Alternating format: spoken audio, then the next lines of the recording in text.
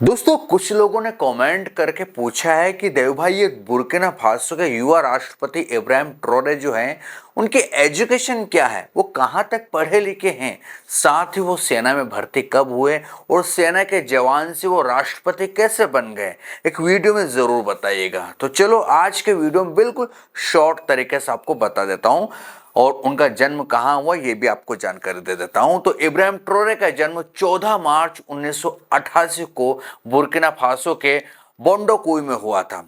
ये एक छोटा सा शहर है जो बोबो डियोलासो और वाहिगोया को जोड़ने वाले मार्ग पर स्थित बताया जाता है।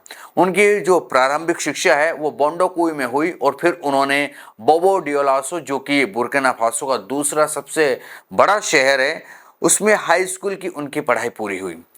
स्कूल में उन्हें एक शांत लेकिन बहुत प्रतिभाशाली छात्र के रूप में देखा जाता था। 2006 में इब्राहिम ने वागाडोगो विश्वविद्यालय में दाखिला लिया, जहां उन्होंने भूविज्ञान यानी कि जूलॉजी में स्नातक की डिग्री हासिल की। वे न केवल पढ़ाई में उत्कृष्ट थे बल्कि ऐसा बताया जाता है, जिस तरह गूगल पर जानकारी मौजूद है, कि वो विश्वविद्यालय में भी सक्रिय रूप से सामाजिक और वैचारिक गतिविधियों में हिस्सा लिया करते थे। वे association of Muslim students of मार्क्सवादी national association of student of Burkina Faso के सदस्य भी थे। एएनईबी में वो डेलीगेट बने और अपने सहपाठियों के अधिकारों के लिए आवाज उठाने के लिए वो जाने भी गए। उनकी डिग्री सम्मान के साथ पूरी हुई, जो उनकी बौद्धिक क्षमता को दर्शाता है। जी हाँ, 2009 में 21 साल की उम्र में इब्राहिम ट्रोरे ने बुर्किना फासो की सेना में भर्ती होने का फैसला किया। लेकिन सवाल यह है कि एक भूविज्ञान स्नातक ने सैन्य जीवन क्यों चुना? इसके पीछे कई कारण हो सकते हैं।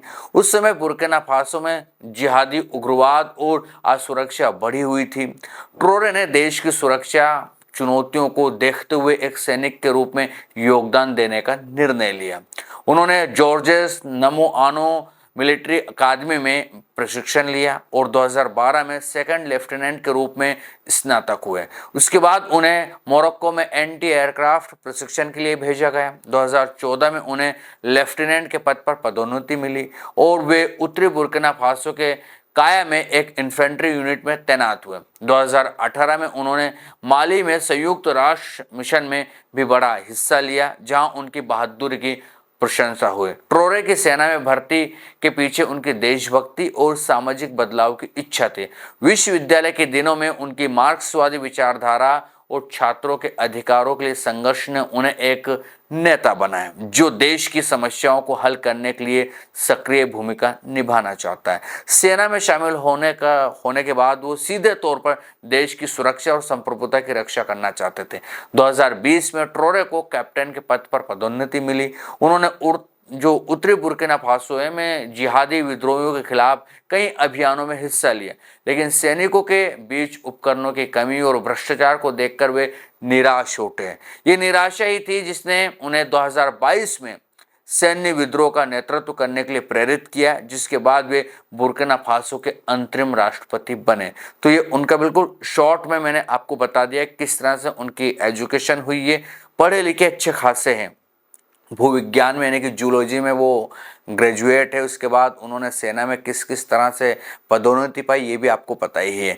तो बुर्किना फासो की कायापलट तो हो रही है, बहुत सारे मार्क्सवाद से प्रभावित है वो, तो आप समझ सकते हो कि आदमी कितना ग्राउंड वाला होगा, कितना रफ एंड टफ होगा। आप जानते हो मार्क्स का सिद्धांत आपके बारे में आपको पता ही होगा उनके बारे में।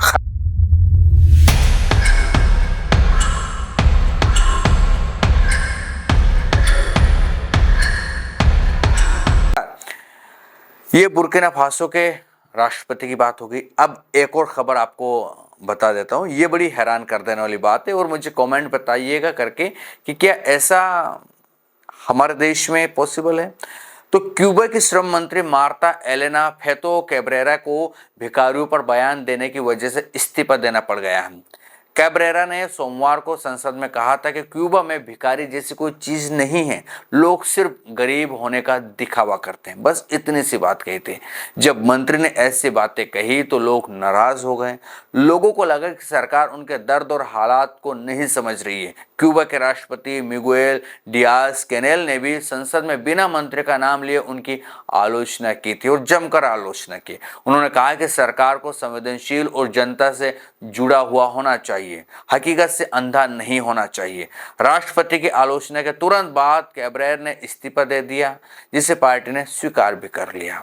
आप समझ रहे हो ना कि खुद वहां के राष्ट्रपति ने तीखा हमला बोला, नाम नहीं लिया था लेकिन बताया था कि इस तरह से अंधा नहीं होना चाहिए, जनता से जुड़ाव होना चाहिए, जनता की सेवा के लिए तो हम चुने गए हैं। और किस लिए चुने गए? अगर जनता के बारे में ऐसा बोलने तो मामला आप समझ सकते हो कितना बेकार हो जाएगा, यानी कि जनता का ही भरोसा सरकारों से उड़ जाएगा।